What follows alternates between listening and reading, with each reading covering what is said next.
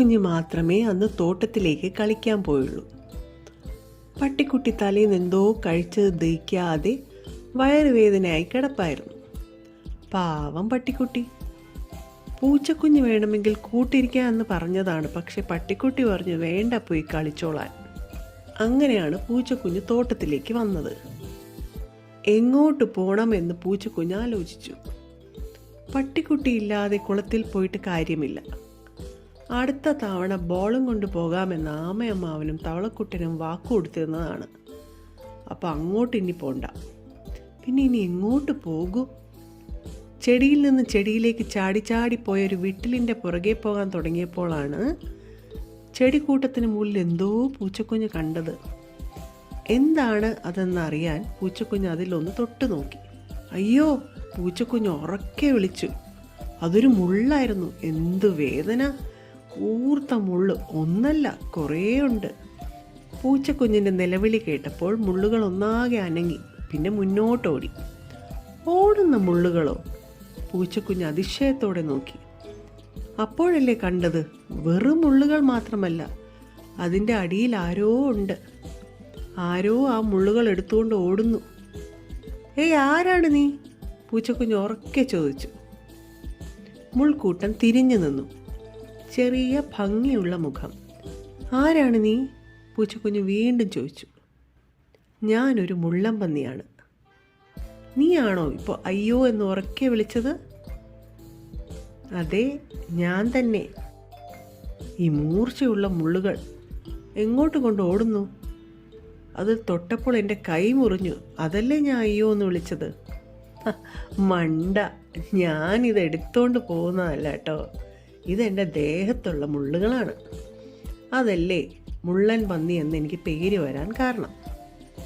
അയ്യോ, മുള്ളു തൊടുമ്പോൾ നിനക്ക് വേദനിക്കില്ലേ? പിന്നെയും മണ്ടത്തരം പറയാതെ.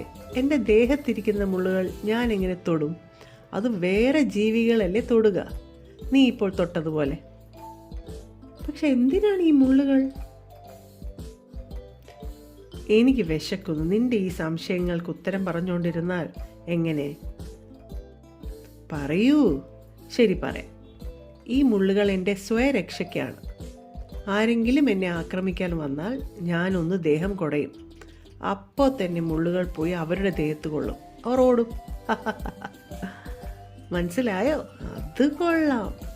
എന്നെ ആരെങ്കിലും ആക്രമിക്കാൻ വന്നാൽ എനിക്ക് കുടയാൻ മുള്ളുകളേ ഇല്ല. പൂച്ചക്കുഞ്ഞിനാകെ സങ്കടം വന്നു. വീട്ടിൽ താമസിക്കുന്ന നിന്നെയൊക്കെ ആരാക്രമിക്കാൻ? മുള്ളൻപന്നി പറഞ്ഞു. അപ്പോഴാണ് എന്തോ ഒരു ശബ്ദം കേട്ടത്. പൂച്ചക്കുഞ്ഞിനേറെ പേടിയുള്ള ഒരു കീരിയായിരുന്നു അത്. ചെടികൾക്കിടയിലൂടെ തല പുറത്തിട്ട് പൂച്ചക്കുഞ്ഞിനെ നോക്കി. 2 തവണ ആ കീരി പൂച്ചക്കുഞ്ഞിനെ പേടിപ്പിച്ച് വീട്ടിലേക്ക് ഓടിച്ചിട്ടുണ്ട്. കീരി ഇത്തവണയും പൂച്ചക്കുഞ്ഞിനെ പേടിപ്പിക്കാൻ ഓടി വന്നു. അപ്പോഴേക്ക് പൂച്ചക്കുഞ്ഞ് ഓരോ ഓട്ടത്തിന് അടുത്തുള്ള മരത്തിൽ അള്ളിപ്പിടിച്ച് കയറി. എന്നിട്ട് താഴേക്ക് നോക്കി.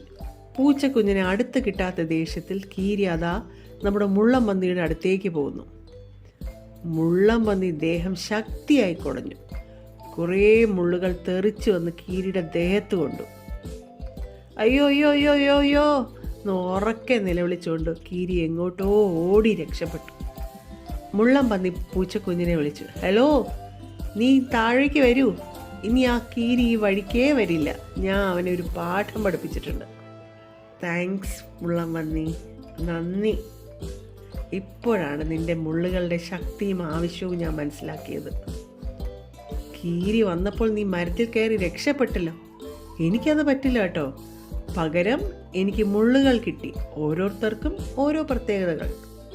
ശരിയാണ് മുള്ളൻപന്നി, പരിചയപ്പെട്ടതിൽ ഒരുപാട് സന്തോഷം. നമുക്ക് കൂട്ടുകാരാവാമോ? ആവാമല്ലോ, മുള്ളൻപന്നി പറഞ്ഞു. നിനക്ക് വിശക്കുന്നു എന്നല്ലേ പറഞ്ഞത്? അതെ, എനിക്കിനി ആഹാരം തേടിപ്പോണം.